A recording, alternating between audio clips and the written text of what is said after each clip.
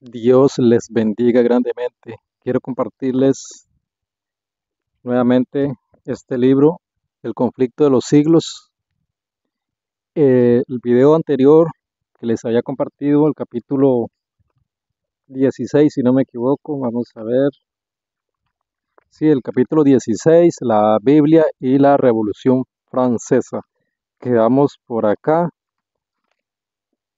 donde hablaba de los dos testigos, porque muchas personas creen que estos dos testigos son este Elías o Moisés, que van a resucitar y van a aparecer y van a profetizar, van a predicar por 3 años y medio.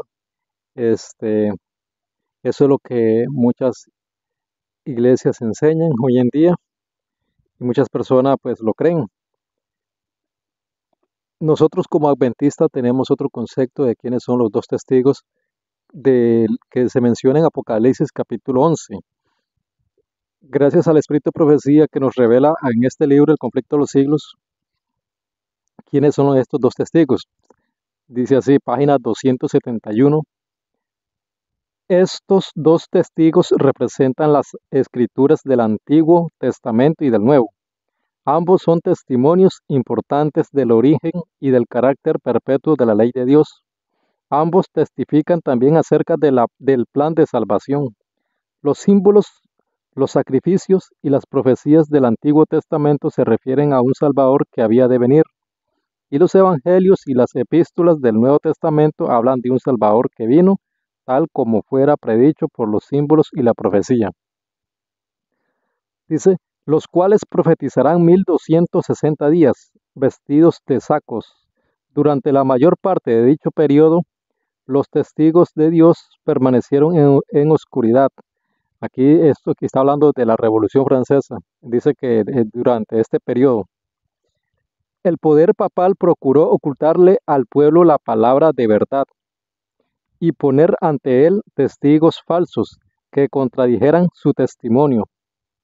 Dice, el poder papal procuró ocultarle al pueblo la palabra de verdad. Es para que tengan una idea de lo que hacía la Iglesia Católica, el papado, el sistema papal en esos tiempos. Dice, cuando la Biblia fue prohibida por las autoridades civiles y religiosas, cuando su testimonio fue pervertido y se hizo cuanto pudieron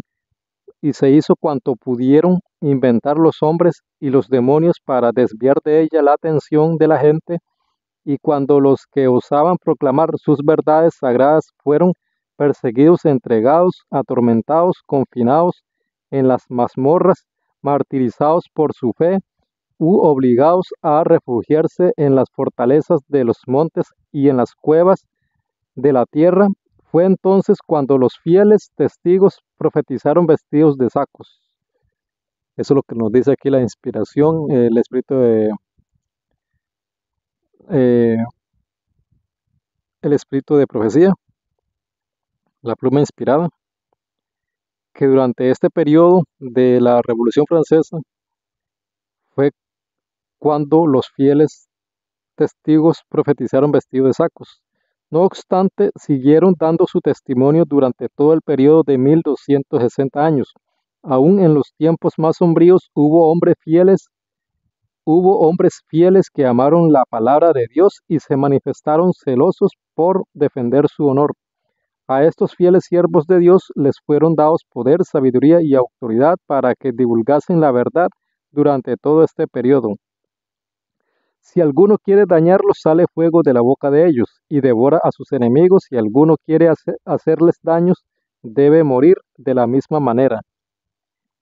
Apocalipsis 11:5. Los hombres no pueden pisotear impunemente la palabra de Dios. El significado de tan terrible sentencia resalta en el último capítulo del Apocalipsis. Menciona Apocalipsis: yo advierto a todo aquel que oye las palabras de la profecía de este libro, si alguno añade a estas cosas, Dios traerá sobre él las plagas que están escritas en este libro, y si alguno quita de las palabras del libro de esta profecía, Dios quitará su parte del libro de la vida y de la santa ciudad y de las cosas que están escritas en este libro. Por eso dice aquí que si alguno quiere dañarlos, sale fuego de la boca de ellos y devora a sus enemigos. Si alguno quiere hacerles daño, debe morir de la misma manera. Los hombres no pueden pisotear impunemente la palabra de Dios. Pero hoy en día se enseña que Elías o Moisés o incluso Juan el Bautista eh, van a, son los dos testigos que van a aparecer y van como a Elías, ¿verdad? Que descendió fuego, como Moisés que abrió el mar y todas estas cosas, ¿verdad? Entonces vemos que ellos dicen que tienen que ser ellos los que aquí del que habla Apocalipsis, pero ya vimos que no es así. Ya vemos que dice que esto se refiere a lo que dice Apocalipsis 22, 18 y 19. Yo advierto a todo aquel que oye las palabras de la profecía de este libro, si alguno añade a estas cosas, Dios traerá sobre él las plagas que están escritas en este libro. Y si alguno quita de las palabras del libro de esta profecía, Dios quitará su parte del libro de la vida y de la santa ciudad y de las cosas que están escritas en este libro. Entonces vemos que no es Moisés el que va a venir con las plagas, el que va a resucitar y ser uno de los dos testigos, el que va a venir con plagas y todo eso, sino que es Dios traerá sobre él las plagas que están escritas en este libro. Entonces vemos que los dos testigos son el Antiguo Testamento y el Nuevo Testamento. Y las plagas que están descritas en estos libros son las que Dios va a traer para aquellas personas que pues adultere la palabra de Dios. Eso es lo que nos dice aquí el Espíritu de Profecía. Dice, tales son los avisos que ha dado Dios para que los hombres se abstengan de alterar lo revelado o mandado por Él. Estas solemnes denuncias se refieren a todos los que con su influencia hacen que otros consideren con menosprecio la ley de Dios. Deben hacer temblar y temer a los que declaran con liviandad que poco importa que obedezcamos o no obedezcamos a la ley de Dios. Todos los que alteran el significado preciso de las Sagradas Escrituras, sobreponiéndoles sus opiniones particulares, y los que tuercen los preceptos de la palabra divina, ajustándolos a sus propias conveniencias o a las del mundo, se arrogan terrible responsabilidad. La palabra escrita, la ley de Dios, medirá el carácter de cada individuo y condenará a todo el que sea hallado falto por esta prueba infalible. Y cuando estén acabando de dar su testimonio, el periodo en que los dos testigos iban a testificar vestidos de sacos terminó en 1798. Cuando estuviesen por concluir su obra en la oscuridad, les haría la guerra el poder representado por la bestia que sube del abismo.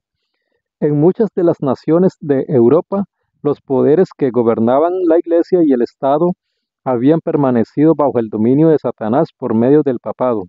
Mas aquí se deja ver una nueva manifestación del poder satánico. Interesante, ¿no? Dice, en muchas de las naciones de Europa los poderes que gobernaban la Iglesia y el Estado habían permanecido bajo el dominio de Satanás por medio del papado. Dice, con el pretexto de reverenciar las Escrituras, Roma las había mantenido aprisionadas en una lengua desconocida y las había ocultado al pueblo. Durante la época de su dominio, los testigos profetizaron vestidos de sacos, pero otro poder, la bestia que sube del abismo, iba a levantarse a combatir abiertamente contra la palabra de Dios. La gran ciudad en cuyas calles son asesinados los testigos y donde yacen sus cuerpos muertos se llama simbólicamente Egipto. De todas las naciones mencionadas en la historia de la Biblia, fue Egipto la que con más osadía negó la existencia del Dios vivo y se opuso a sus mandamientos. Ningún monarca resistió con tanto descaro a la autoridad del cielo como el rey de Egipto, cuando se presentó Moisés ante él para comunicarle el mensaje del Señor, el faraón contestó con arrogancia: ¿Quién es Jehová para que yo oiga su voz y deje ir a Israel? Yo no conozco a Jehová, ni tampoco dejaré ir a Israel. Éxodo 5:2. Esto es ateísmo, y la nación representada por Egipto iba a oponerse de un modo parecido a la voluntad del Dios vivo, y a dar pruebas del mismo espíritu de incredulidad y desconfianza. La gran ciudad es también comparada simbólicamente con Sodoma. La corrupción de Sodoma al quebrantar la ley de Dios fue puesta de manifiesto, especialmente en la vida disoluta. Y este pecado iba a ser también rasgo característico de la nación que cumpliría lo que estaba predicho en este pasaje. Dice: en conformidad con lo que dice el profeta, se iba a ver en aquel tiempo, poco antes del año 1798, que un poder de origen y carácter satánico se levantaría para hacer guerra a la Biblia, y en la tierra en que de ella dice, y en la tierra en que de aquella manera iban a verse obligados a callar los dos testigos de Dios, se manifestarían el ateísmo del faraón y la desolución de Sodoma. Esta profecía se cumplió de un modo muy preciso y sorprendente en la historia de Francia. Durante la Revolución, en 1793, el mundo oyó por primera vez en toda una asamblea de hombres nacidos y educados en la civilización que se habían arrogado el derecho de gobernar a una de las más admirables naciones europeas, levantar unánime voz para negar la verdad más solemne para las almas y renunciar de común acuerdo a la fe y a la adoración que se deben tributar a la deidad. Francia ha sido la única nación del mundo acerca de la cual consta en forma auténtica que fue una nación erguida en rebelión contra el autor del universo.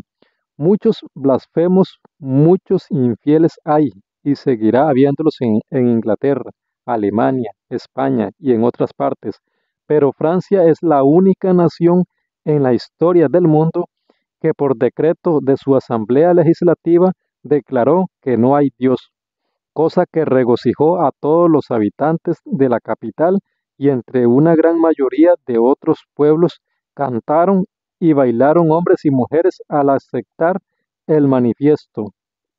Francia presentó también la característica que más distinguió a Sodoma.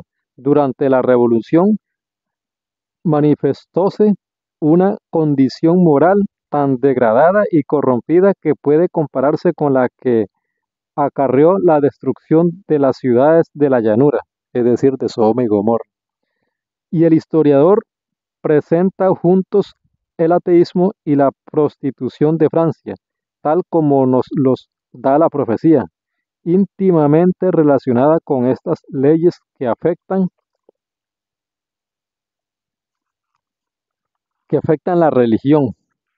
Se encontraba aquella que reducía la unión matrimonial, el contrato más sagrado que puedan hacer seres humanos, y cuya permanencia y estabilidad contribuye eficacísimamente a la consolidación de la sociedad, a un mero convenio civil de carácter transitorio que dos personas cualesquiera podían celebrar o deshacer a su antojo. Si los demonios se hubieran propuesto inventar la manera más eficaz de destruir todo lo que existe de venerable, de bueno o de permanente en la vida doméstica, con la seguridad a la vez de que el daño que intentaban hacer se perpetuaría de generación en generación, no habrían podido echar mano de un plan más adecuado que el de la degradación del matrimonio. Qué interesante esto. Dice: si los demonios se hubieran propuesto a inventar la manera más eficaz de destruir todo lo que existe de venerable, de bueno o de permanente en la vida doméstica, con la seguridad a la vez de que el daño que intentaban hacer se perpetuaría de generación en generación, no habrían podido echar mano de un plan más adecuado que el de la degradación del matrimonio. Sophie, no sé cómo se pronuncia, Sophie Arnold, notable actriz que se distinguía por la agudeza de sus dichos, definió el casamiento republicano como el sacramento del adulterio, en donde también el Señor de ellos fue crucificado. Dice, en donde también el Señor de ellos fue crucificado. En Francia se cumplió también este rasgo de la profecía. En ningún otro país se había desarrollado tanto el espíritu de enemistad contra Cristo. En ninguno había hallado la verdad tan acerba y cruel oposición. En la persecución con que Francia afligió a los que profesaban el Evangelio, crucificó también a Cristo en la persona de sus discípulos. Siglo tras siglo la sangre de los santos había sido derramada, mientras los valdenses sucumbían en las montañas del Piamonte a causa de la palabra de Dios y del testimonio de Jesús. Sus hermanos los albigenses de Francia testificaban de la misma manera por la verdad en los días de la Reforma. Dice, en los días de la Reforma los discípulos de esta habían sucumbido en medio de horribles tormentos. Reyes y nobles, mujeres de elevada alcurnia, delicadas doncellas, la flor y nata de la nación se habían recreado viendo las agonías de los mártires de Jesús. Los valientes hugonotes, en su lucha por los derechos más sagrados al corazón humano, habían derramado su sangre en muchos y rudos combates. Los protestantes eran considerados como fuera de la ley, sus cabezas eran puestas a precio y se les cazaba como a fieras. Todo eso sucedió en esta época, en la Revolución Francesa.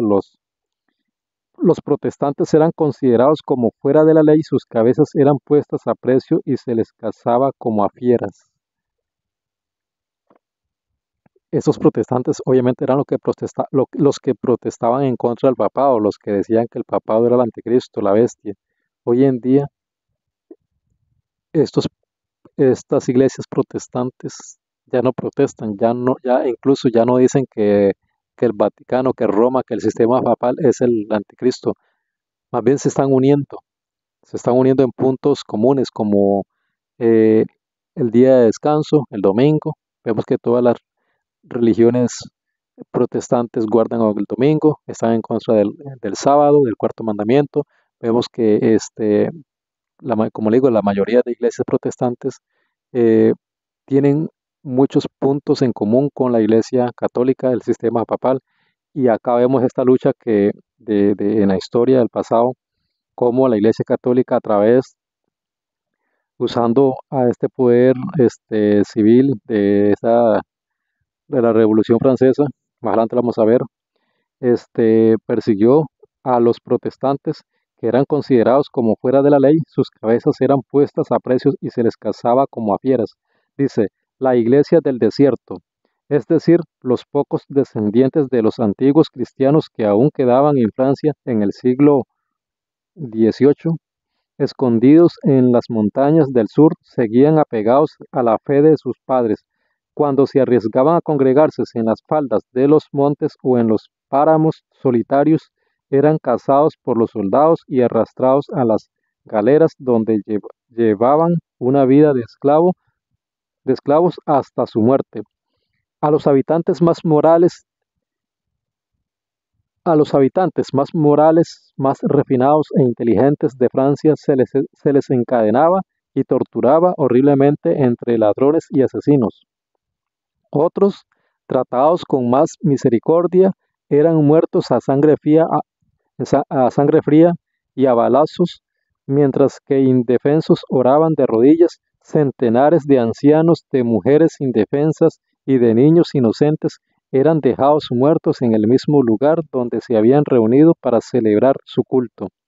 Al recorrer la falda del monte o el bosque para acudir al punto en donde solían reunirse, no era raro hallar a cada trecho cadáveres que maculaban la hierba o que colgaban de los árboles. Su país, asolado por la espada y el hacha y la hoguera, se había convertido en vasto y sombrío yermo. Estas atrocidades no se cometieron en la Edad Media, sino en el siglo brillante de Luis XIX, en que se cultivaba la ciencia y florecían las letras, cuando los teólogos de la corte y de la capital eran hombres instruidos y elocuentes, y que afectaban poseer las gracias de la mansedumbre y del amor. Pero lo más inicuo que se registra en el lóbrego catálogo de los crímenes, el más horrible de los actos diabólicos de aquella sucesión de siglos espantosos, fue la matanza de San Bartolomé. No sé si ustedes han escuchado hablar sobre este tema, sobre la matanza de San Bartolomé. Aquí en este libro está descrito. Dice, todavía se estremece horrorizado el mundo al recordar las escenas de aquella carnicería, la más vil y alevosa que se registra. El rey de Francia, instado por los sacerdotes y prelados de Roma, sancionó tan espantoso crimen y el tañido de una campana resonando a medianoche dio la señal del degüello. Millares de protestantes que dormían tranquilamente en sus casas, confiando en la palabra que les había dado el rey, asegurándoles protección, fueron arrastrados a la calle sin previo aviso y asesinados a sangre fría. Así como Cristo era el jefe invisible de su pueblo cuando salió de la esclavitud de Egipto, así lo fue Satanás en sus súbditos cuando acometieron la horrenda tarea de multiplicar el número de los mártires. La matanza continuó en París por 7 días, con una furia indescriptible. Durante los 3 primeros, dice, con una furia indescriptible durante los 3 primeros de estos 7 días.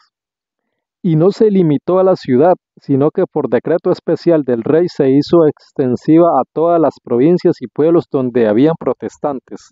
Oiga, era esta matanza era contra los protestantes, obviamente. Dice,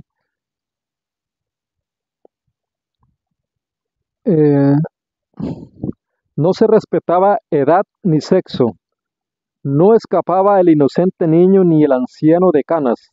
Nobles y campesinos, viejos y jóvenes, madres y niños sucumbían juntos. La matanza siguió en Francia por espacio de 2 meses. Perecieron en ella 70.000 personas de la flor y nata de la nación. Cuando la noticia de la matanza llegó a Roma, el regocijo del clero no tuvo límites. Oiga, dice, cuando la noticia de la matanza llegó a Roma, el regocijo del clero no tuvo límites. El cardenal de Lorena premió al mensajero con 1.000 duros. El cañón de San Angelo tronó en alegres salvas. Se oyeron las campanas de todas las torres. Innumerables fogatas convirtieron la noche en día. Y Gregorio XIII, acompañado de los cardenales y otros dignatarios eclesiásticos, se encaminó en larga procesión hacia la iglesia de San Luis, donde el cardenal de Lorena cantó el Te Deum. Se acuñó una medalla para conmemorar la matanza y aún pueden verse en el Vaticano 3 frescos de Vasari representando la agresión contra el almirante al rey en el concilio, maquinando la matanza y la matanza mismo.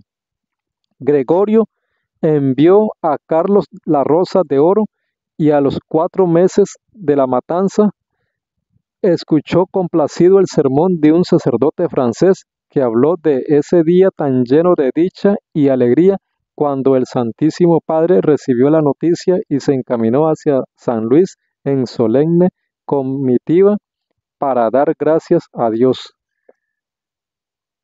Qué espeluznante esto, cómo el Vaticano, cómo Roma, cómo estos estos líderes, dice, cuando la noticia de la matanza llegó a Roma, el regocijo del clero no tuvo límites. El cardenal de Lorena premió al mensajero con 1000 duros, el cañón de San Angelo tronó en alegres salvas, se oyeron las campanas de todas las, es decir, hicieron tremenda fiesta. El sistema papal, el Vaticano, Roma, el clero, hicieron una gran fiesta por la matanza de estos protestantes, de estas 7000, como dice aquí, eh, 70.000 personas. Perecieron en ella 70.000 personas de la flor y nata de la nación de Francia. Qué tremendo. Muchas personas desconocen la verdadera historia, el lado oscuro de la Iglesia Católica, todo lo que hizo en la Edad Media y ven, creen que todo esto este, no se va a volver a repetir. Y obviamente la historia dice, la Biblia dice que todo lo que pasó volverá a pasar. Ya más adelante voy a hablar de esos temas, de cómo se va a repetir la historia. Por eso es muy importante conocer estos detalles, la historia. Pero por el momento lo voy a dejar por acá. Este, lo voy a dejar por acá. Página 276. Este, es solo para que tengan una idea de todo lo que